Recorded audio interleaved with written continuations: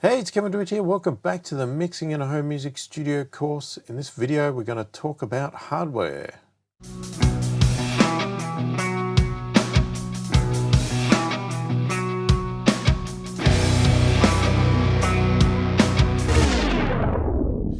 So firstly, if you are new to my channel, new to my videos, and you like what you see, please click the thumbs up, subscribe to the channel, click the notification bell to be notified of all my future videos. So hardware. All right, I am assuming that as we've discussed in a previous video about your home music studio, that you've got a home music studio set up and that you've probably got gear already there, or at least most of your gear there. You know, we're not going to talk about all the little bits and pieces and whatever else, but I just want to cover a couple of things off that are probably different from when it comes to recording, or you know, maybe it's more specific to mixing. And the first one is in regards to your audio interface, right? So I'm going to assume that you've got an audio interface. I mean, especially if you're someone that records, you're going to have one to get your microphones plugged in, or your instruments and all that sort of stuff.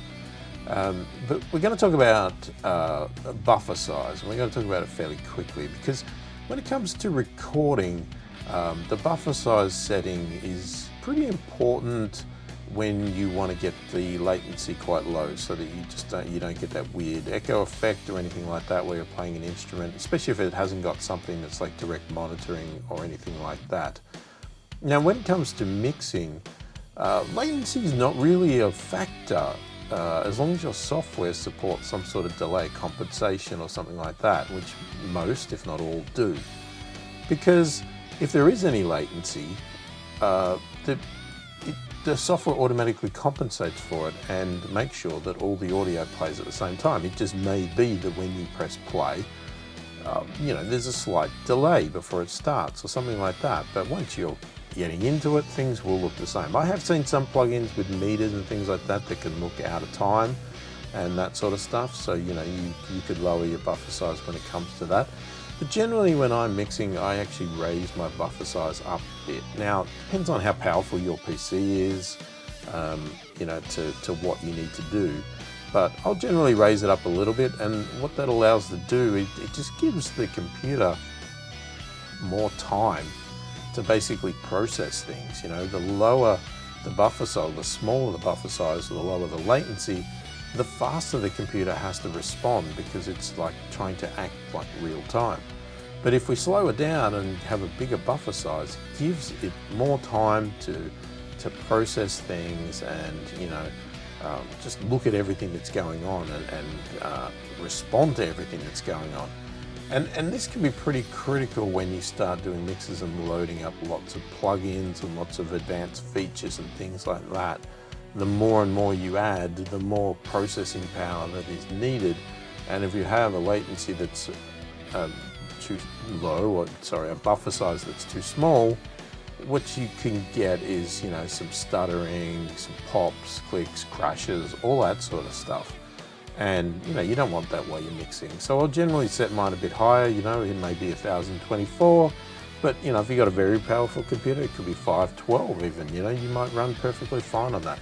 But, you know, if I do find it starts to struggle through a mix, if I've loaded up lots and lots of plugins, then I may even adjust that buffer size later to compensate for that, to get it to run smooth again.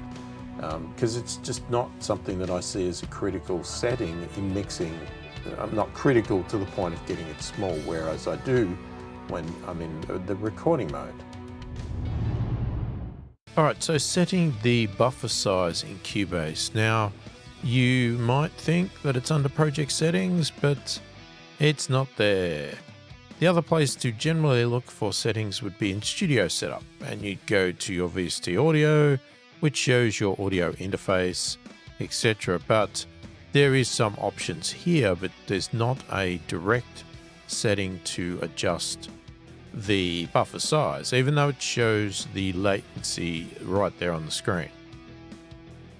So in my case here, I need to go across to my actual audio interface, right? So here we have my UAD setup, and if I go into settings, you can see here the buffer size. So at the moment it's set to 1024, and we can adjust that to 64. And one thing you'll notice, let me just move this window across a little bit. You just keep track of this little window as I do it.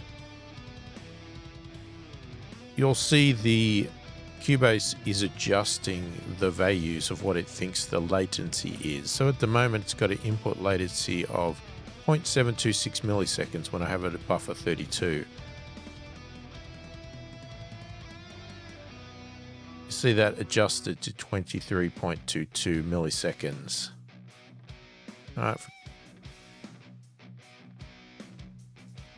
We'll see that adjust again, and it's also adjusting the output latency as well. Back to our 32, and we get very low latency settings now. So that's where you do the settings on my system anyway. That is with Cubase and with a UAD Apollo. Your system will be obviously different to mine unless you've got the exact same setup as mine, so please make sure that you work out where to do that. But more than likely, if you're running Cubase, as you can see by what is shown here, you will need to do it in your actual audio interface itself. Now, if you do want to understand a bit more about buffer size and things like that, check out my, there might be some discussion about it in the Setting Up a Home Music Studio, I can't remember, but I definitely talk about it a lot more in the Recording in a Home Music Studio. So check out anything about buffer size and audio interface in that course. I just wanted to cover it off very briefly in this one. Now, the other two components that I see as pretty critical to mixing is your studio monitors and your studio headphones. Now, again, this has all been discussed in greater detail in the Setting Up a Home Music Studio, but just to cover it off very briefly here again, you know, I like to mix on studio monitors. Most people that do mixing like to use studio monitors as opposed to headphones. It doesn't mean you can't mix on headphones. And headphones definitely have a place, even if you are using studio monitors. They're used for referencing and listening to fine details, and, you know, just generally giving you a different experience. You know, there's certain things that do work better in headphones than in studio monitors. But most people like studio monitors, but they are very expensive. And obviously, and if you have studio monitors, you need to pay closer attention to your home music studio and how it's set up and where the desk location is and all of that, which you don't need to do when you use studio headphones. Now, both of these components need to be, or should be, specifically designed for this purpose, for mixing, right? There's studio monitors, there's studio headphones, okay? They're not just standard consumable style speakers, they're not hi-fi speakers, they're not something that you would put in your movie theater or whatever else like that. And same with the headphones, okay? They're not your regular consumable headphones, not even expensive ones that you listen to music on normally, okay? They are meant to be studio headphones, which most of them, if they are done correctly, are going to be fairly flat. They're going to be very neutral. They're not going to boost the lows, they're not going to boost the highs, they're not going to do any of that sort of stuff to make the music you know, more pleasing. Let's just say that word, even though I don't technically find it more pleasing, but a lot of people do. You know, things like Beats headphones, right? They definitely boost the lows quite a lot, even to the point, in my mind, too much.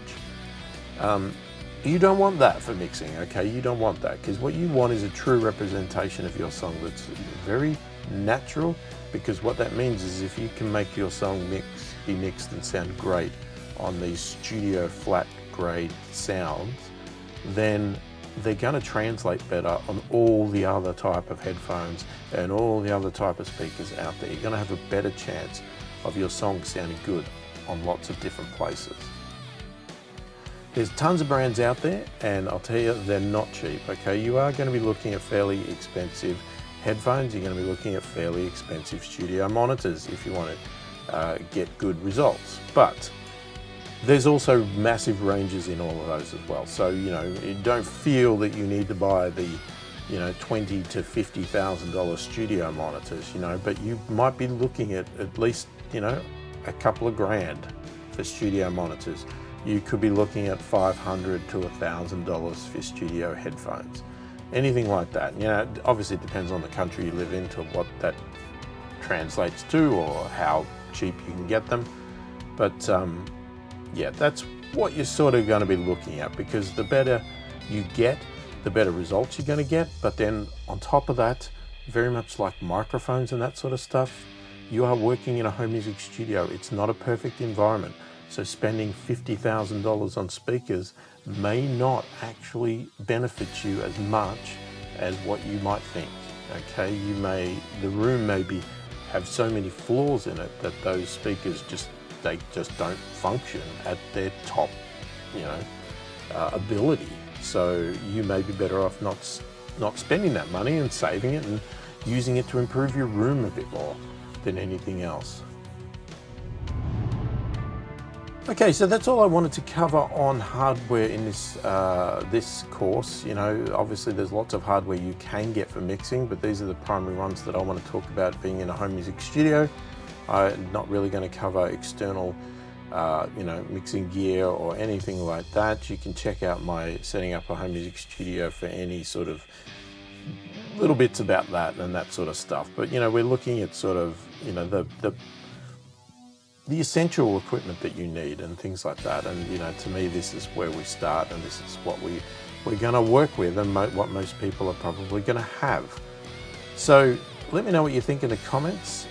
If you have any questions about gear or anything like that, feel free to put it in the comments. I'll try to answer as many of them as quick as I can.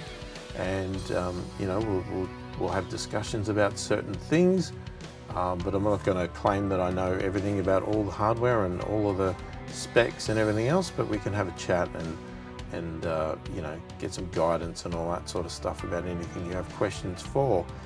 If you do like the video, give it a thumbs up, subscribe to the channel, click the notification bell to be notified of all my future videos. Hopefully you enjoyed the video. Thanks for watching, and I'll catch you in the next one.